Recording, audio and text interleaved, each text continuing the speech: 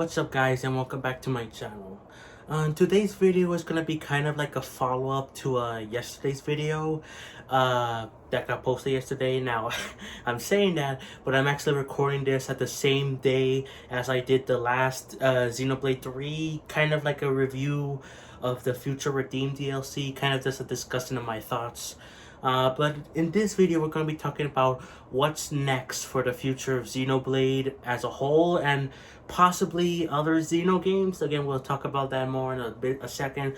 But again, just fair warning, just like the last video, this is going to be full-on spoilers for all Xeno games. Basically, like all, like Xenoblade, like, you know, Xenogears, Xenosaga. There's probably going to be some spoilers for some of those things, or full-on spoilers, I know.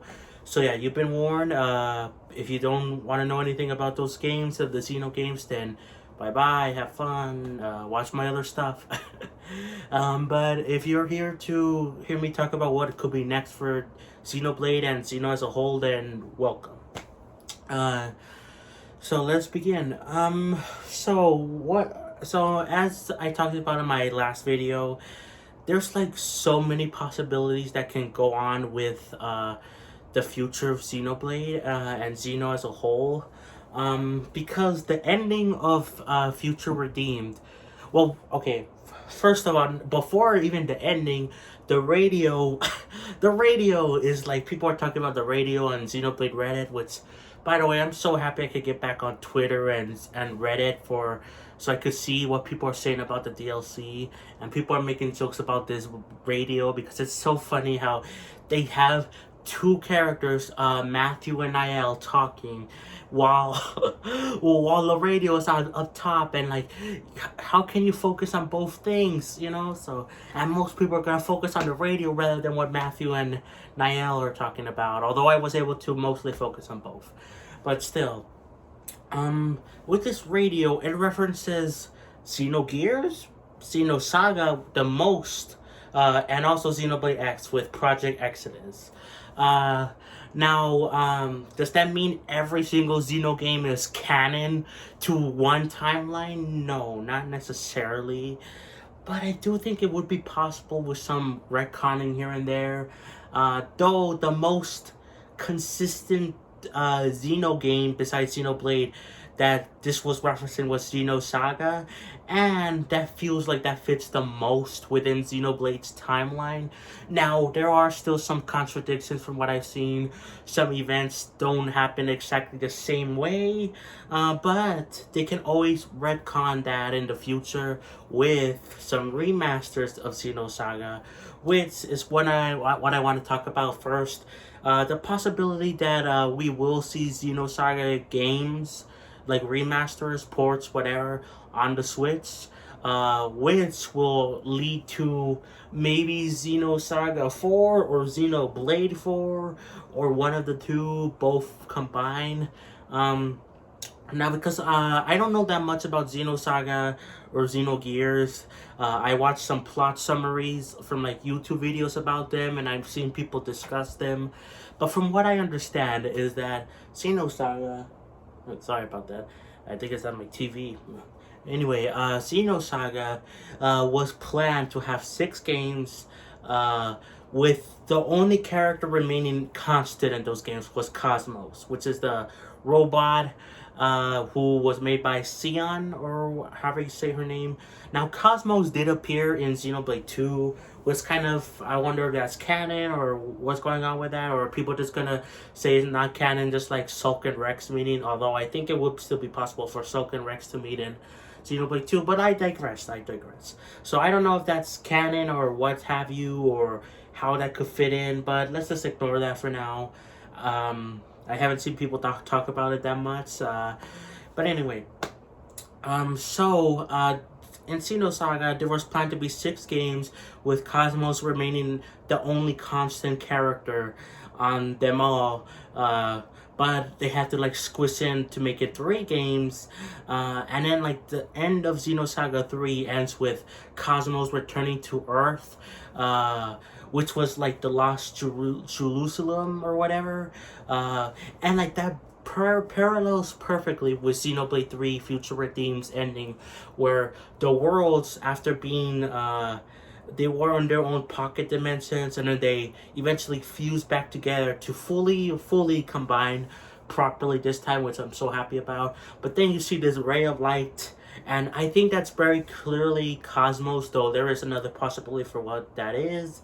But I do think that's most likely could be Cosmos, and I think that the one most likely possibility, though not the only one, is that Xenoblade and Xenosaga will kind of become one, and maybe Xenoblade 4 will be kind of like Xenosaga 4. Like maybe I've seen some people talk about maybe it will be called Xenoblade Saga. Like, you know, like, I don't know, like they could have something, or Xenoblade 4 or Xenosaga, I don't know. But I feel like it would be very possible for them to kind of make them into one series. But like, in order to do that, well, one, they need to be buddy with Bandai Namco, because Nintendo doesn't own Xenosaga, doesn't own Xenogears. Bandai Namco owns Xenosaga. Square Enix owns Xenogears. But Nintendo is friendly with both of those companies, especially Bandai Namco, because they were listed in Xenoblade 3. The thing on the app, if you go into like software information and like go into the copyright thing, you see Bandai Namco and Xenosaga listed. They were also credited, although only Bandai Namco for Xenoblade 2. So I don't know what that's about. Some people are thinking that it's because now Xenosaga is owned by Nintendo. I don't think that's just the case, but it is very weird that they're not credited the same. So yeah, but also Bandai Namco helps with Smash Bros. You know, they've helped with Smash 4, Wii U, I think maybe 3DS, although I know for sure, yeah, probably 3DS, Smash 4, and then obviously Smash Ultimate. So they're obviously buddy with Nintendo. Square Enix too, but that's a little bit less likely. Though, I think it would be very possible, especially because we have actually two games, well, actually like one game, I think, in two games in one package, from Monolith Soft when they were with Bandai Namco. Those games, but the Baten Kaito series, those are coming to Switch, and I don't know if we know a release date yet, but we do know they're coming this year, within the coming months. I don't know when exactly. Either I don't remember the date, or they never mentioned it yet, but it's coming. So they're obviously like testing the waters, and I think like a few months after that releases, like within the next year, like right now, within the next year, we will see some Xenosaga remasters being announced. And that will tie into Xenoblade, because it will get people caught up in the lore. And then like whatever the next Xeno game is, maybe Xenosaga 4 or Xenoblade 4, will be kind of a follow-up to both those series, with Cosmos being the one constant. And I think that's actually really cool to think about. Now, so I've seen people talk about how Xenosaga is the one that connects the most to Xenoblade with all the references and the timeline stuff, but there are some things you have to change and tweak, like which can easily be done in a remaster. They could just retcon some things, just like they did with Xenoblade 1. They didn't. The only change they made was that they changed Alvis's necklace to be the Ontos core crystal, to make it really obvious that he's Ontos. When before it wasn't that obvious, it was just a keychain because he's the key, or I don't know. I'm glad they changed that. But I wouldn't be surprised if they changed some things like that too, like maybe some visual change in some characters, or some slight slight date changes, you know, just to make everything fit in a complete circle. But yeah, so I think that is very possible, and very likely the future of Xenoblade as a whole is connecting to Xenosaga, because buddy with Bandai Namco. Now, there are other references obviously in that radio, which included Xenoblade X and Xenogears. Now, where do those things fall into the timeline? I think they're just gonna be alternate universes. That doesn't mean that they cannot be connected in the future through retcons as well. But in the case of Xenoblade X, that would require heavy retcons at the beginning of the game, because at the beginning of the game, they showcase it talks about Earth was destroyed, like it literally blew up. While in Xenoblade, Earth just kind of disappeared from the outside, but it became two in pocket universes. And also the fact that aliens were involved in Xenoblade X, when I believe from what I've known in Xenosaga, there are no aliens. The game is all about space. There are no aliens. Humans are the only things out there in the universe, which is kind of sad to think about. So there are no aliens or whatever. But of course they can kind of retcon that. But the thing I have the problem the most is that they would have to retcon the beginning of the game to like kind of make it work with like the cloud stuff, because like how do you explain the Earth blowing up, and how do you explain aliens coming down? Like now there is a way that this could work, though this again requires heavy retconning, because at the end of Xenoblade 3 Future Redeemed, you see a falling light. I think that's Cosmos. But it's also very possible it's two things. One, it's either the white whale coming back to Earth, which is Mira, in Xenoblade X. Or two, it's Elma coming in.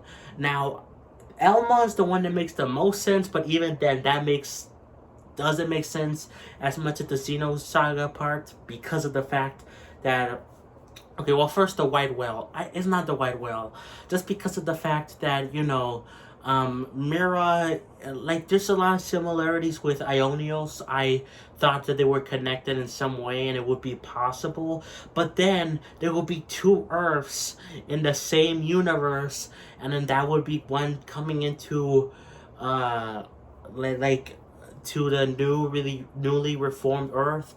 And like they mentioned Project Exodus from in the radio, so how can that be the same thing? Like that doesn't make any sense.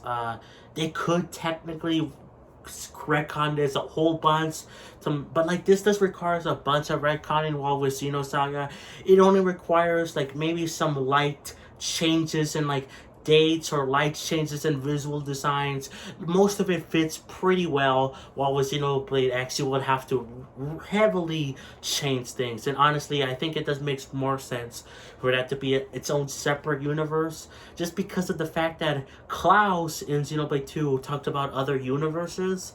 And like he created two separate universes, or technically two separate pocket dimensions for the two Earths. And like so, but he was talking about universes before that, so it kind of makes sense that like maybe Xenoblade X is his own separate universe that kind of was like the reason that Project Exodus was mentioned in Xenoblade 3 Future Redeemed was because of the fact that those two things like are split timelines. The classic case of like the thing about if you have a cat in a box, and like in one universe he's dead, in one universe he's alive, or something like that. I forgot what it's called, but like it's basically the multiple timeline thing. So I think it's very possible that Project Exodus exists in both, but Xenoblade X's things it got split off and now it's its own separate universe. Similar thing with Xenogears. I don't really have much to say about that because of the fact that I know even less about that game than even Xenosaga.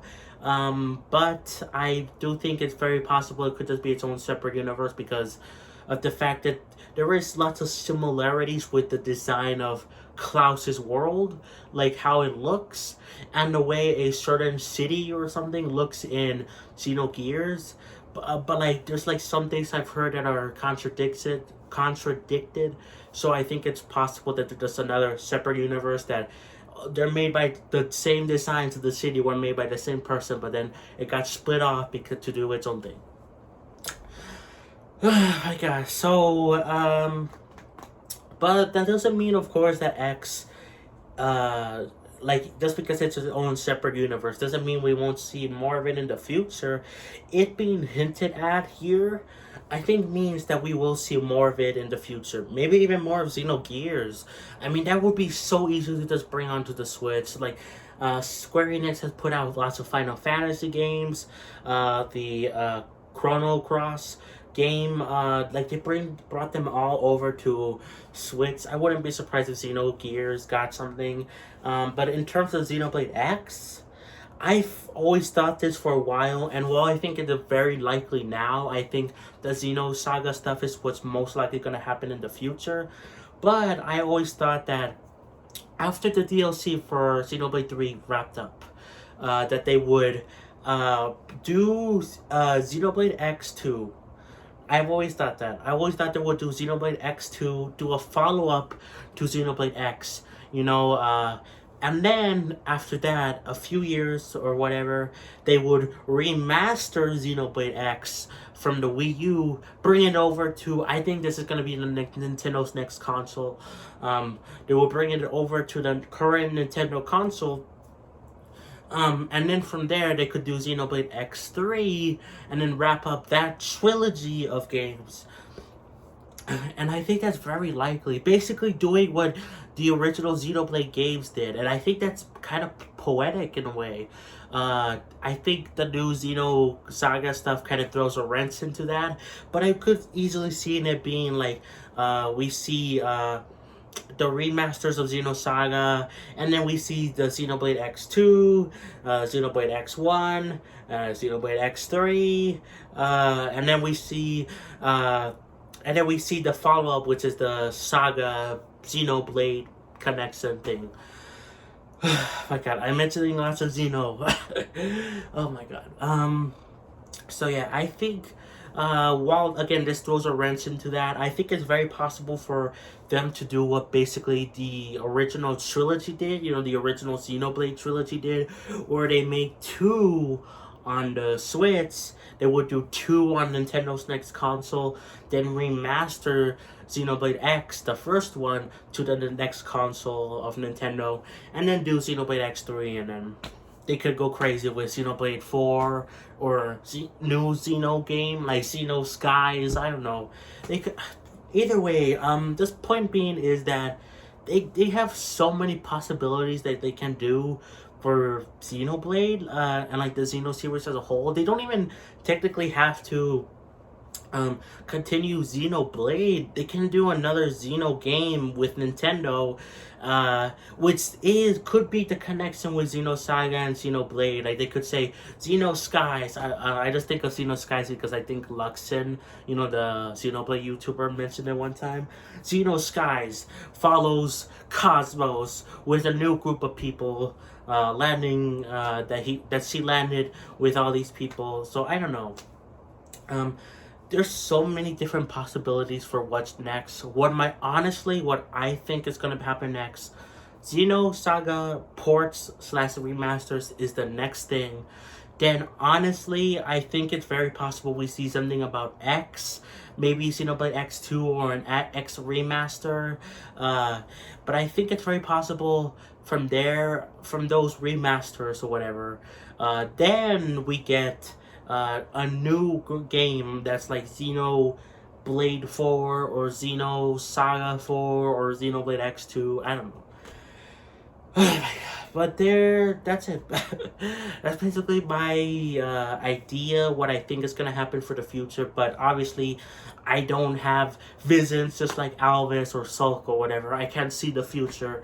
So, but either way, it's very clear to me that the future is bright for Xenoblade and Xeno as a whole. And I am here for it. I became a fan because of I played Xenoblade 2, didn't really enjoy it that much. I only played like of the first few chapters.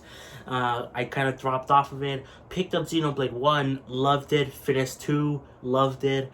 And then here I am now playing Xenoblade 3, Future Redeem, Torna, like all those things. And yeah, I appreciate this series so much. And I will be here till it ends, which it probably won't end in a while, I would guess. But yeah, the future is bright for this franchise, and I cannot wait, and I am here for it. I've been talking too much, and I've been saying Xeno for so many times in this video.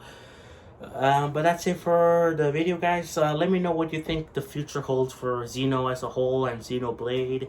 And yeah, guys, I hope you enjoyed, and I'll catch you guys next time for more Xenoblade and more other things like Tears of the Kingdom. Can't wait for that game. Bye, guys.